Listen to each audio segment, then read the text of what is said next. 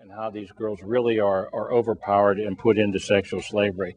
This scene takes place, they're being transported by boat across some body of large water, a lake at night, to be delivered to traffickers in another country. They're being secretly taken across the border. The Albanian now, who was driving the boat with a number of these girls, Nadia and a number of other girls in it, the Albanian indicated that their destination beyond the water lay just ahead of them. And then he unexpectedly cut the motor.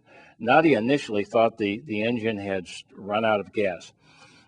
Now he said, "Now I'm going to choose one of you to screw," he said, if you'll pardon my language bluntly.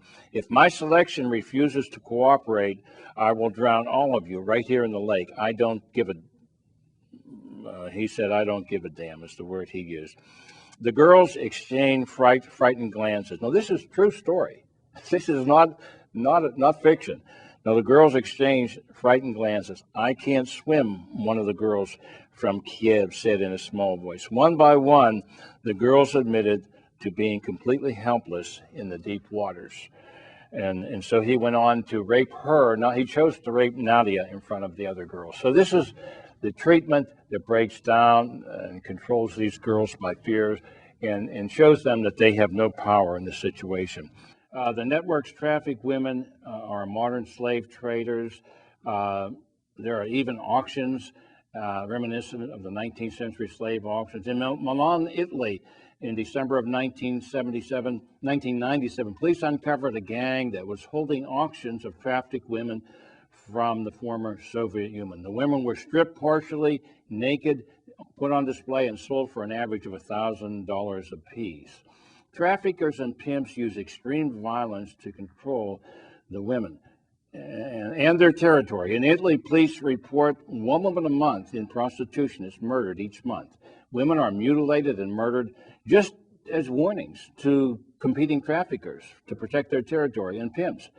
And it's punishment it's also murder a woman is also punishment for refusing to engage in prostitution.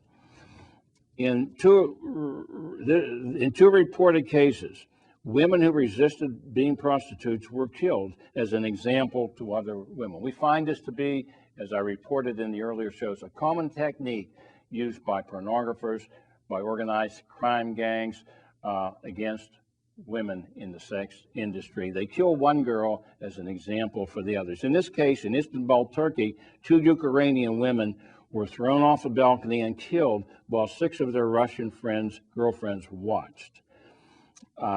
In Serbia, a Ukrainian woman who resisted was beheaded in public. So there you see that you are paying for when you buy sexual services, no matter how remote or how small it may seem. Another method of recruitment are marriage agencies, or the so-called mail order bride agencies, and international induction services. According to the International Organization of Migration, all mail order bride agencies for women from the former republics of the republics of the former Soviet Union are under the control of traffickers. So don't use these agencies. You're only sustaining this market.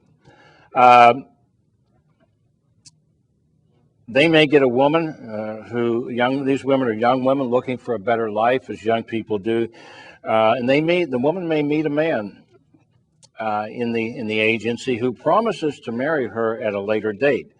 And the man is a trafficker posing as a romantic process, promising to marry her. He's not concerned about hurting her feelings, much less her life. And she's looking for love, so the man may use the woman himself sexually for a period of time. She believes that she's found someone who's going to marry her, but all he's doing is conditioning her and desensitizing her to what lies ahead of her in prostitution. He may then use his power, coerce her, either because she loves him by now, or just out of force, to have sex with some of his friends. He's desensitized. This process is one that traffickers can use to desensitize even unsuspecting young girls to sex for prostitution. Or he may force her or coerce her to do pornography, possibly to please him, or possibly out of the threat of violence, or he may sell her directly to a brothel from the mail-order bride agency, where she will be imprisoned.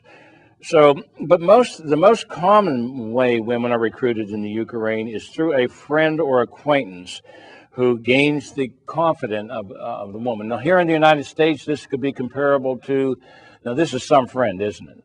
But this may be comparable in the United States when lonely, attention-starved teenage girls meet a man at the mall or on the internet who poses as an older boyfriend and showers them with attention. And they think he's a boyfriend, but actually he's leading them down the road to enslave them for prostitution. Now, I might add, going back to the woman at the mail-order bride agency who wanted the man to marry and who was vulnerable to his facade of loving her, this man has a choice. He can choose to be the man that God created him to be, to protect women and service women and children, and do what's in the right thing, what's in their best interest, or as he can do, as he is in this case, just exploiting them to crush them and selfishly use them without any concern for the other person. So recruiting by an acquaintance who gains the girl's or woman's confidence is a major technique. Perhaps half of the women in the Ukraine are recruited by friends. Many of them are women who gain their confidence and tell them, and they trust them and tell them they can set them up with a job in another area, another country, or another state. Now, as I said, culture varies from country to country, but these methods are common. Here in the United States, I'm going to tell you how Tiffany was recruited at age 12, and doing so, I'm going to announce to you that truck stops are America's on-the-road brothel network.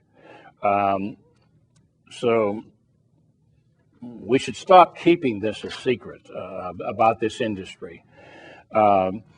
Tiffany was 12 when a man befriended her in her neighborhood, smiled and told her she was pretty. Now, this is important about the way they go. These are lonely girls, attention-starved girls. They may be in school, and they are not dating anyone, and they think they should be dating everyone.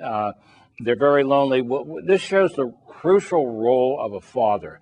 All of you are fathers out there and need to spend time with your children, your daughters. They need your love and recognition. They need to know that you think they are delightful, so that some other man won't come along and feel that same need, as happened here.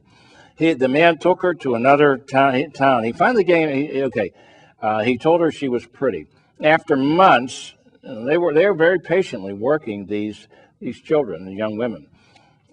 After months, she trusted him finally and went for a ride in his car.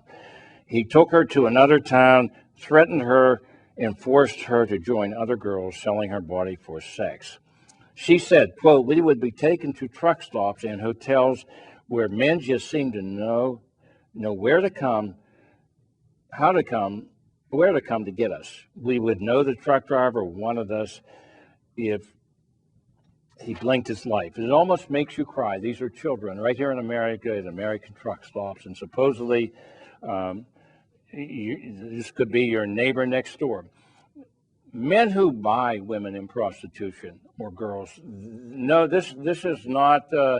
They don't come from a particular economic level. They're from all economic levels, all social classes, all walks of life, because these are not the determining factors of whether a man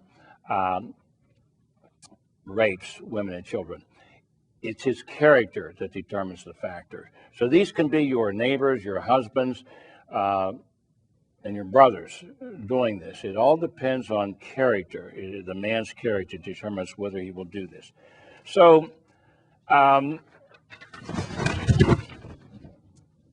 third method of trafficking, of getting victims, is simply kidnapping them. There are girls, and we hear this going on in the United States. A van pulls up. I often wonder about these men who are trying to get children at school bus stops. I wouldn't be surprised if many of them that you hear on the news really want these girls to whisk them off to a distant state to be trafficked.